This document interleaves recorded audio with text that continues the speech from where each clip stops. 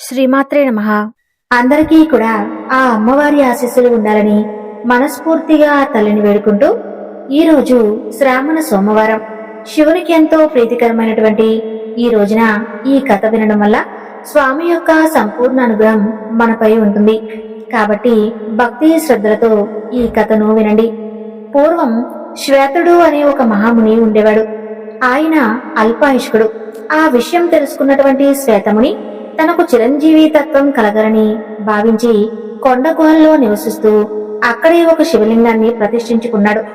రుద్రాయుధంతో నిత్యం ఆ శివలింగానికి పూజలు అభిషేకాలు చేస్తూ పరమేశ్వరుణ్ణి భక్తితో ఆరాధించసాగాడు.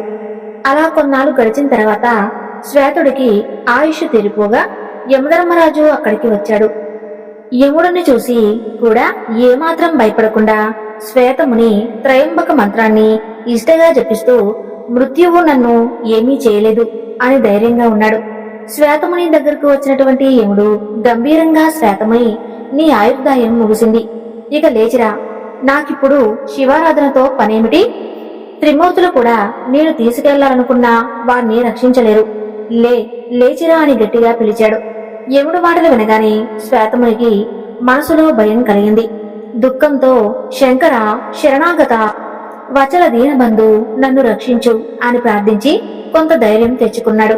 వెంటనే యముడితో, ధర్మరాజా, నన్ను తీసుకుని వెళ్లటం వల్ల నీకేం ప్రయోజనం? మహాదేవుడు ఈ లింగాన్ని నేను ప్రతినిత్యం పూజిస్తూ ఉన్నాను, ఆయన్ని నమ్ముకున్నాను, నాకే భయమూ లేదు. నాలాంటి శివభక్తులను ఆ శంకరుడే రక్షిస్తాడు.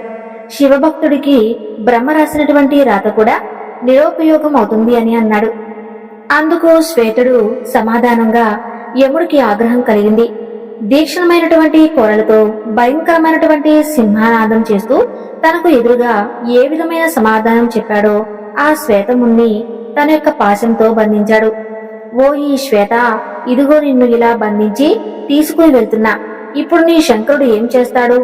అసలు ఆ మహాదేవుడు ఎక్కడున్నాడు? నేనిక్కడా, నీ శంకరుడెక్కడా? నేను మృత్యుదేవతని, నాకు ఎదురే లేదు, నేను ఎవరికీ కూడా భయపడను. నీవు ఇన్నాళ్ళు పూజించిన శివలింగం నిన్ను ఏమాత్రం రక్షించనే లేదు. ఇక నీవు ఈ పూజలు అభిషేకాలు చేసి ఏం ప్రయోజనం లేదు అని దురహంకారంతో పలికి శ్వేతుణ్ణి బంధించి అతని ప్రాణాలు తీయబోతున్నాడు. అంతలో త్రయంబకుడైనటువంటి పరమేశ్వరుడు పార్వతీదేవితో, నందితో, ప్రమద గణాలతో శ్వేతుడు పూజించినటువంటి శివలింగం నుండి ఆవిర్భవించాడు. మహాభీకరంగా ఎంతో క్రోధంతో ఉన్నటువంటి శివుడు ఉగ్రరూపాన్ని చూసి గుండె ఆగిపోయిన యముడు ఒక్కసారిగా భయంతో కింద పడి మరణించాడు. శ్వేతుడు తన ఇష్టదైవాన్ని ప్రత్యేకంగా దర్శించినటువంటి ఆనందంతో శంకర, హరహర, మహాదేవ, శరణు శరణు అని ప్రార్థించాడు. సమవర్తి అయినటువంటి యముడు మరణించడంతో దేవతలందరూ కూడా ఎంతో ఆందోళన చెందారు. ధర్మం అస్తవ్యస్తం అవుతుందని భావించి అందరూ కలిసి యముణ్ణి బ్రతికించమని శివుణ్ణి కోరుకున్నారు. ఇక దేవతల విన్నపాన్ని మన్నించినటువంటి శివుడు తన కంటి చూపుతో యముణ్ణి తిరిగి బ్రతికించాడు. తనని త్రికరణాశుద్ధిగా నమ్ముకుని ఉన్నటువంటి శ్వేతముని కరుణించి ఆయనకు చిరంజీవి తత్వాన్ని అనుగ్రహించాడు. కనుక మునులారా, మీరందరూ కూడా త్రయంబకం మంత్రాన్ని త్రికరణాశుద్ధిగా ఏకాగ్రతతో జపించి ఎలాంటి దుఃఖాలు లేకుండా ఆనందాన్ని పొందండి అని చెప్పి బ్రహ్మదేవుడు మునులందరికీ చెప్పాడు. మునులందరూ కూడా బ్రహ్మ చెప్పినటువంటి శ్వేతముని వృత్తాంతాన్ని విని ఎంతో ఆనందించారు. తిరిగి ఆయనతో, విధాత, మా మీద ఎంతో దయతో మా వివేకాన్ని పోగొట్టావు. మాకొక సందేహం, శివుడి మీద భక్తి దేని వల్ల కలుగుతుంది? యజ్ఞం, తపస్సు, వ్రతం అనే వాటిలో దేని ద్వారా శివభక్తి మాలో పెంపొందుతుందో చెప్పగలవా అని ప్రశ్నించారు. మహర్షులారా, మీకు ధ్యానం, తపస్సు, స్వాధ్యాయం, యజ్ఞయాగాలు, ప్రాణాయామాది యోగాలు వీటిని ఆచరించడం వలన శివభక్తి కలగదు. ఈ చరాచర ప్రపంచానికి మూలకారుడైనటువంటి శివుడి మీద ఏకాగ్రత భక్తి అనేది కేవలం శివానుగ్రహంతోనే లభిస్తుంది. కాబట్టి మీరంతా శివానుగ్రహం కోసం ప్రయత్నించండి అని చెప్పాడు బ్రహ్మదేవుడు. ఆ మాటలు విని ఎంతో ఆనందించినటువంటి మునులు, ఋషులు తమ తమ పత్నులతో సహా ఆయనకు భక్తిగా నమస్కరించారు. బ్రహ్మదేవుని ద్వారా పరమేశ్వరుని యొక్క గొప్పతనాన్ని, ఆయన్ని పూజించే విధానాన్ని, ఆయన అనుగ్రహం పొందేందుకు పాటించవలసినటువంటి విధుల్ని తెలుసుకొని అందరూ తిరిగి దారువనానికి వచ్చారు. అందరూ తమ తమ భార్యతో కలిసి ఆ వనంలోని వివిధ ప్రదేశాలలో శివుణ్ణి ప్రతిష్ఠించుకుని పూజ, జప, ధ్యానాలతో ఆయన్ను ఆరాధించసాగారు. అలా సంవత్సర కాలం గడిచింది. వసంత ఋతువు ప్రారంభమైంది. అప్పుడు శివుడు ఒకసారి వారి యొక్క భక్తిని పరీక్షించాలని అటువంటి విభూతి పూసుకుని నగ్నంగా వికారమైనటువంటి రూపంతో వారి ముందుకు వచ్చాడు. వారిని భయపడుతూ వికృతంగా ఆడుతూ పాడుతూ అరుస్తూ ఇలా చిత్ర విచిత్రమైనటువంటి విన్యాసాలు చేయడం ప్రారంభించాడు. వారి ఆశ్రమాల చుట్టూ నగ్నంగా తిరుగుతూ యాచించసాగాడు. పరమేశ్వరుడు ఎన్ని రకాలుగా ఎన్ని విధాలుగా ప్రలోభపెట్టినా, ఎన్ని రకాలుగా భయాన్ని అసహ్యాన్ని కలుగజేసినా ఆ మునులందరూ కూడా వివేకంతో ఆ వచ్చింది పరమేశ్వరుడే అని గ్రహించి ఆ వికృతాకారంలో ఉన్నటువంటి ఆ పురుషుణ్ణి పిలిచి ఆసనం మీద కూర్చోబెట్టి నీళ్లతో ఆయన పాదాలు కడిగి భస్మాన్ని, గంధ పుష్పాక్షంతులని, పూలమాలలు, విలువదళాలను, ధూపదీప నైవేద్యాలను సమర్పించారు. తమ భార్యాపుత్రులతో, బంధుమిత్ర పరిణామాలతో కలిసి ఎంతో వినయంగా ఆయనకు నమస్కరించి ఎంతో ఘనంగా స్తుతించారు. పరమేశ్వర, కరుణాచల సింధు, మేము అవివేకంతో మా మనోవాక్యాల ద్వారా చేసినటువంటి పాపాలను క్షమించు. నీ దివ్య చరిత్ర విచిత్రం, రహస్యం బ్రహ్మాదులకు కూడా తెలియదు. నీ మార్గాన్ని ఎవరూ తెలుసుకోలేం. విశ్వేశ్వర, నీవు ఎలాంటి వాడివో ఎవరికీ తెలియదు. మహాత్ములు నిన్ను నిత్యం పొగుడుతూ ఉంటారు. ఇక భవ్యుడు, పావనుడు, అనంత బాలవీర్యం కలిగినవాడు, భూతపతి సంహారకుడు, ఇక నిజాంగుడు, అవ్యయుడు, జగత్తుకు ఆధారమైనటువంటి వాడు, త్రిగుణాత్మక సత్వర తస్తము గుణాలతో నిన్నటువంటి త్రయంబకుడు, త్రినేత్రుడు, త్రిశూలాన్ని ధరించినవాడు, కందర్భుడు, ఉదాసీనుడు, పరమాత్మ శంకరుడు, వృషాంకుడు, గణాధిపతి, కాలుడు, దండహస్తుడు, శతజీవుడు, పాశహస్తుడు, వేదమంత్రాలు స్తుతించే ప్రధానమైనటువంటి దైవమనే విశేషణాలు నీకే సరిపోతాయి. ప్రభువు భూత భవిష్యత్తు వర్తమాన కాలాలలో ప్రవర్తించేటువంటి సకలమైనటువంటి నీ దివ్య శరీరం నుండి ఆవిర్భవిస్తుంది. మానవులందరూ కూడా తెలిసి తెలియక చేసే పనులు అన్నిటినీ నీవే చేస్తూ ఉంటావు. ఈ విధంగా మునులందరూ స్తుతించగా పరమేశ్వరుడికి ఎంతో ఆనందం కలిగింది. వారందరూ కూడా తాము చేసినటువంటి పనికి పశ్చాత్తాపం చెందారని గ్రహించాడు. తన నిజరూపాన్ని దర్శించేందుకు వారికి దివ్య దృష్టిని ప్రసాదించగా మహాదేవుడి ద్వారా దివ్య దృష్టిని పొందినటువంటి వారందరూ కూడా ఆయన యొక్క దివ్యమంగళ విగ్రహాన్ని దర్శించి తన్మయులై మంగళకరమైనటువంటి వాక్యాలతో తిరిగిలా కీర్తించారు. పరమేశ్వర, అమరులలో నీవు బ్రహ్మవి, రుద్రుల్లో నీలలోహితుడివి, ప్రాణులందరిలో జీవాత్మవి, సాంఘ్య యోగులందరిలో నిన్ను పురుషుడు అంటారు. పర్వతాలలో నీవు మెరుగువి, నక్షత్రాలలో చంద్రుడివి, ఋషుల్లో వశిష్ఠుడివి, దేవతల్లో దేవేంద్రుడివి, సమస్త వేద వాధ్యాయులలో ఓంకారానివి, వేద సూత్రాలలో శ్రేష్టమైనటువంటి సామసూక్తానివి, అరణ్యంలో సంచరించే మృగాలలో సింహానివి, గ్రామాల్లో సంచరించే పశువుల్లో వృషభానివి, లోకులందరూ కూడా పూజించే దేవులలో అగ్రగణ్యుడివి. ప్రభువు, మేమంతా కూడా మీ దాసులం. మేమంతా కూడా తరించడానికి ఏం చేయాలో ఆజ్ఞాపించండి. మీ యొక్క ఆద్యాంతలో మేము తెలుసుకోలేం కదా, మమ్మల్ని అనుగ్రహించండి అని శివుడి పాదాల మీద పడ్డారు. వారందరి ప్రార్థనను విన్నటువంటి శివుడు సంతోషించి పరమ పవిత్రమైనటువంటి పాశుపత వ్రతాన్ని అలాగే భస్మస్నాన విధిని వారికి వివరించాడు. పూర్వం బ్రహ్మదేవుడి కుమారుడైన శుక్తుడు తన పరాక్రమంతో భూమండలాన్ని సుభిక్షంగా పాలిస్తున్నాడు. ఆయనకు మహా తపస్వి అయినటువంటి దతీచిమునితో స్నేహం ఏర్పడింది. అది దినదిన ప్రవర్తమానమైంది. ఒకనాడు వారిద్దరికి మధ్య విపరుడు గొప్పవాడా లేక క్షత్రియుడు గొప్పవాడా అన్న విషయ చర్చకు వచ్చింది. ఆ విషయం మీద వారిద్దరికీ కూడా వాగ్వాదం జరిగింది. శుకుడు, నేను అష్టదిక్పాల అంశతో శ్రీహరి అంశతో జన్మించినటువంటి క్షత్రియుణ్ణి కాబట్టి నన్ను నీవు పూజించాలి, నీకన్నా కూడా నేనే గొప్ప అనే అహంకారంతో వాదించాడు.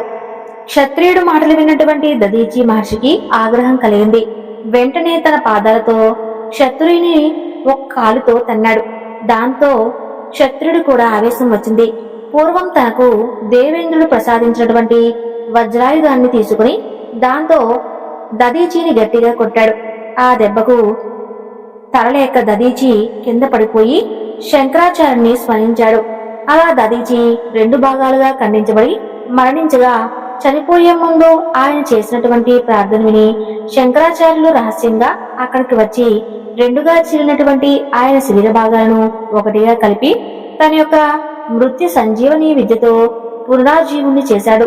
ప్రాణాలు తిరిగి వచ్చి పైకి లేనిచ్చినటువంటి దదీచితో మహర్షి బ్రహ్మాదివంతుడు దేవదేవుడు అయినటువంటి పరమేశ్వరుని ఆరాధించి ఎవరి చేత వధింపబడకుండా మృత్యువుని జయించు.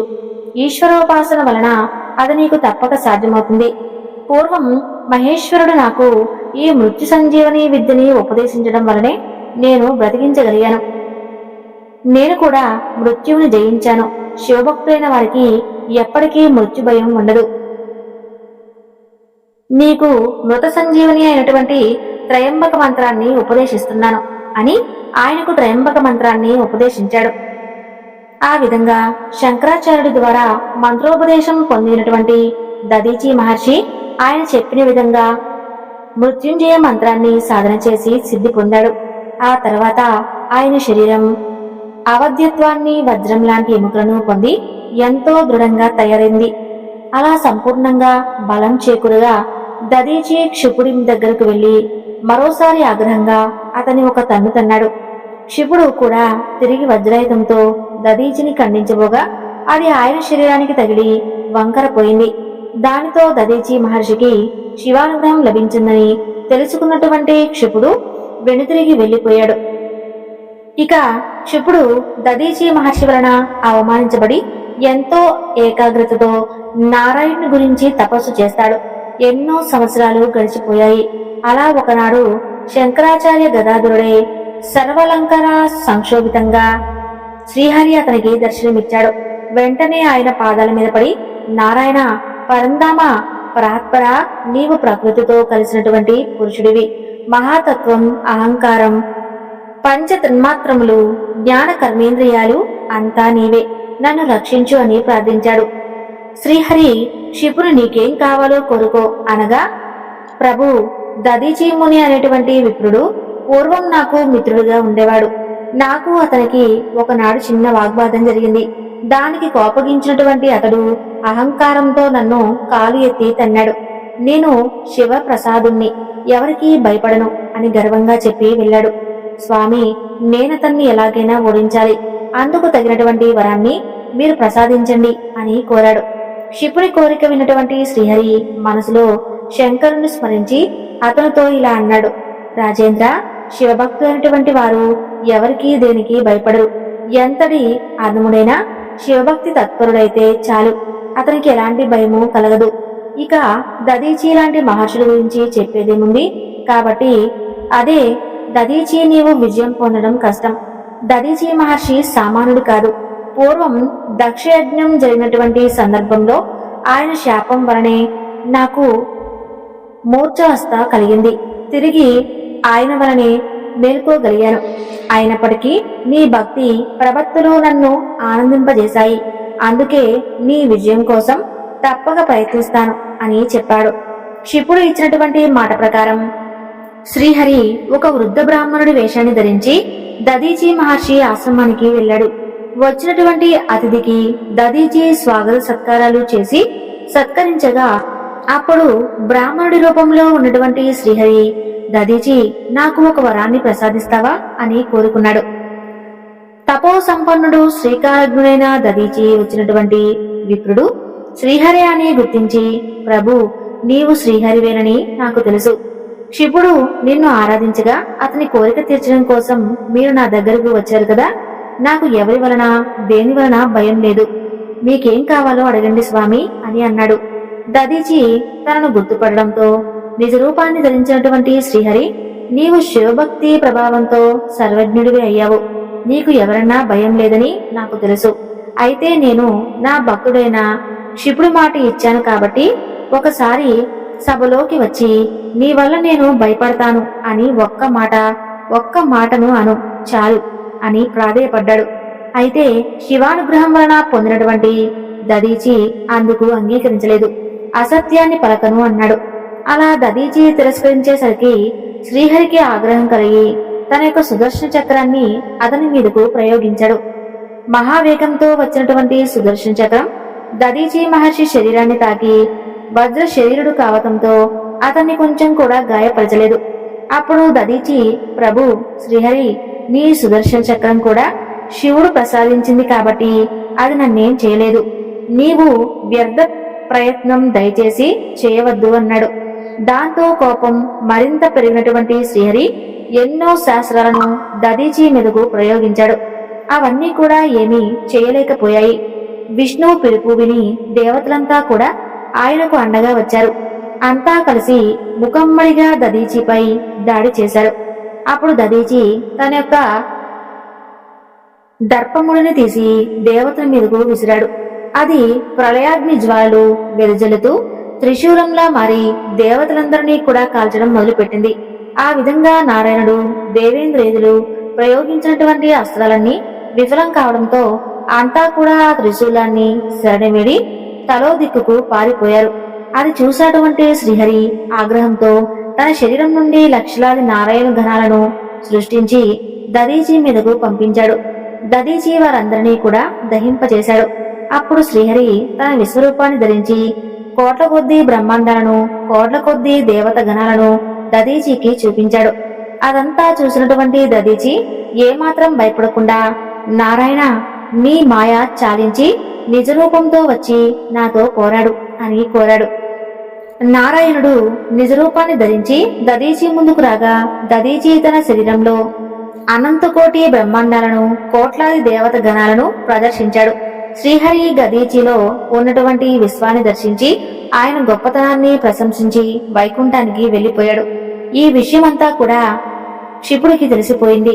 తన కోరికను సఫలం చేయడం కోసం శ్రీహరి సైతం దదీచి ముందు అవమానం పాలయ్యడని గ్రహించి వెంటనే దదీచి దగ్గరకు వచ్చాడు. క్షమించమని ఆయన పాదాల మీద పడ్డాడు.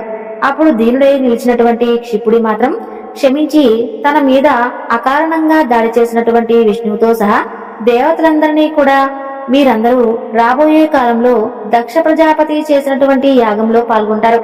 అప్పుడు రుద్రుడి కోపాగ్ని జ్వాలలో దగ్ధమైపోతారు అని శపించాడు.